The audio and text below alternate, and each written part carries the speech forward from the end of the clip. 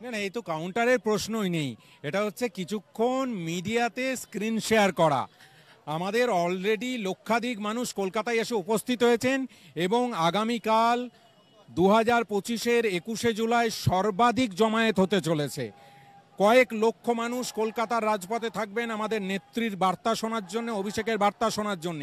সেই জায়গায় দাঁড়িয়ে 5,000 6,000 লোক নিয়ে উত্তরকন্যা অভিযান বা উত্তরকন্যার দিকে হাঁটবেন, কারণ টিভিতে যাতে মমতা বন্দ্যোপাধ্যায় অভিষেকের মুখটা 1 ঘন্টা দেখাবে, 2 ঘন্টা দেখাবে, লক্ষাধিক মানুষ তৃণমূলের হয়ে গলা ফাটাচ্ছে দেখাবে, তার ফাঁকে যদি 2 মিনিট 3 মিনিটের টিভি স্ক্রিন শেয়ার করা যায়, সেইটাই উদ্দেশ্য। বাংলার মানুষ সাথে নেই।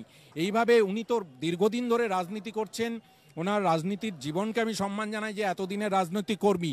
উনি বোঝার চেষ্টা করছেন, ফ্রাস্ট্রেশনের থেকে এইগুলো করছেন, কারণ খুব স্বাভাবিক একদিকে লক্ষাধিক মানুষ আর একদিকে 5,000 মানুষ।